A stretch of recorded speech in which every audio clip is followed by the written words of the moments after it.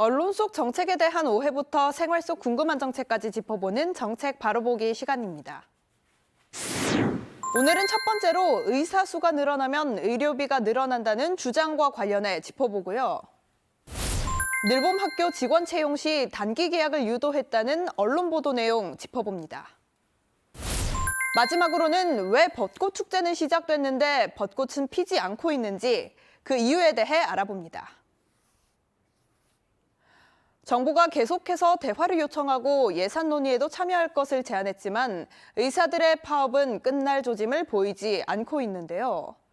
계속해서 증원 백지화를 요구하며 의사 수가 늘었을 때 오히려 의료비가 증가할 가능성에 대해서도 시사하고 있습니다.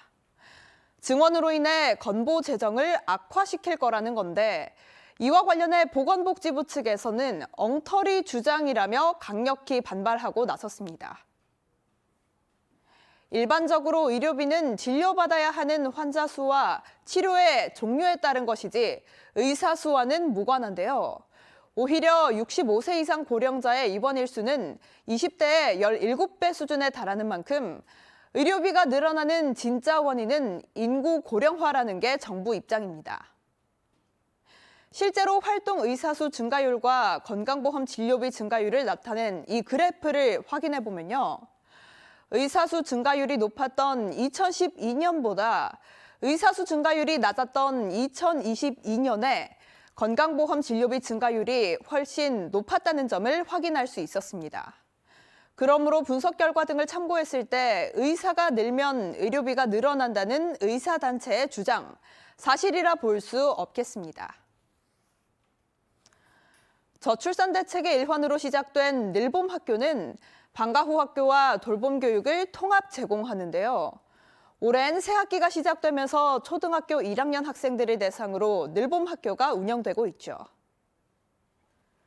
그런데 최근 일부 언론에서 정부가 늘봄 학교 종사자의 단기 계약을 유도하고 있다는 기사를 냈습니다. 퇴직금을 주지 않기 위해서 혹은 무기계약직으로 전환되지 않도록 유도하기 위해서라는 설명이 붙었는데요. 이와 관련해 교육부 측에서 설명 자료를 냈습니다. 우선 교육부 측에서는 늘봄 학교를 다양한 장단기 인력으로 운영해오고 있다고 설명했는데요.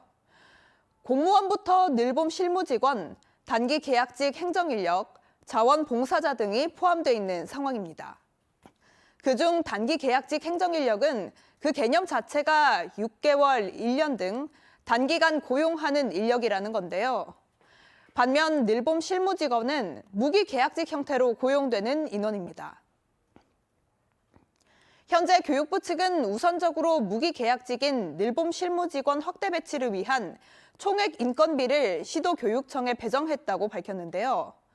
현재 무기계약직 채용을 확대하고 있으며 단기 채용 행정인력들도 무기계약직으로 채용될 기회가 열려 있다고 강조했습니다. 우리가 통상적으로 기대하는 벚꽃 축제는 이런 모습이죠. 그런데 지난해보다 일주일에서 열흘 가까이 빨라진 올해 벚꽃 축제의 모습은 이렇게 꽃을 찾아보기 힘들었습니다. 때문에 벚꽃 없는 벚꽃 축제라는 표현부터 벚꽃 축제가 아닌 벚꽃 봉오리 축제라는 불만까지 아쉬움의 목소리가 컸는데요. 그렇다면 이렇게 개화가 늦춰진 이유 뭘까요? 올해 3월이 꽃샘추위가 잦고 비가 자주 내린 게 문제였는데요. 벚꽃은 10도 이상의 기온이 이어지고 일조량이 충분할 때 피기 때문에 개화가 늦어진 겁니다. 남부지방에서 이미 열린 벚꽃 축제에 이어 올해 주말엔 중부지방과 수도권에서도 이렇게 축제가 예정돼 있는데요. 축제 기간에 활짝 핀 꽃을 기대하긴 어려울지라도 축제만의 분위기라는 게 또 있으니까요. 주말 축제 방문하시는 분들은 따뜻한 날씨와 함께 축제 제대로 즐기고 오시고 4월 초 본격적인 개화 이후에 또다시 꽃 구경 가셔도 좋을 것 같습니다. 지금까지 정확하고 올바른 정책 정보 전해드렸습니다. 최근 봄비가 이어지고 있지만 비가 내리지 않을 때 건조하고 또 강한 바람이 부는 봄철이 됐습니다. 이제 곳곳에서 산불이 잇따르고 있는데요. 봄철 대형 산불 발생 위험이 높아졌습니다. 내용 살펴보겠습니다. 기상청 박중환 예보 분석관 연결해 알아보겠습니다. 안녕하세요. 예, 안녕하세요. 기상청 예보 분석관 박주환입니다. 네, 자 분석관님, 유독 이제 봄철에 산불이 참 많이 발생하는데요. 그 원인은 어디 있나요? 예, 이제 봄철에 따스한 날씨에 이제 산행 인구가 늘어나면서 3, 4월은 연중 산불이 가장 많이 발생하는 시기입니다. 특히 겨울부터 이어진 이 건조한 대기에 일사량이 증가하면서 식물이 머금은 수분량이 적어서 이 화재가 발생하기 좋은 조건을 갖추게 되는데요. 또한 봄철에는 강한 바람까지 더해지면서 이 작은 불씨에도 큰 불로 확대되는 경우가 많아 큰 피해가 자주 발생하는 원인이라고 말씀드릴 수 있겠습니다. 아, 그렇군요. 이제 건조하고 강한 바람이 봄철에 이제 많이 분다고 하셨는데 이렇게 특히 봄철에 강풍이 부는 이유는 뭔가요? 예, 겨울철에 우리나라에 강하게 영향을 끼치는 기단은 이 찬성지를 가진 시베리아 기단인데요. 이 시베리아 기단이 이제 점차 일사량이 높아지면서 이 세력이 약해지면서 이 이동성 고기압으로 변질을 하게 됩니다. 근데 이 이동성 고기압이 우리나라 남쪽에 자리 잡으면서 우리나라는 이 고기압 영향권에 대체로 맑은 날씨가 자주 나타나는 형태가 되는데요. 하지만 이 우리나라를 중심으로 이 북쪽에는 이 저기압들이 자주 통과하게 됩니다. 이 저기압과 남쪽의 고기압 사이에 이 기압차가 좁아지면서 바람이 강하게 만들어지는데요. 이 고기압의 가장자리를 따라 우리나라 쪽으로 강한 바람이 불게 되는 겁니다.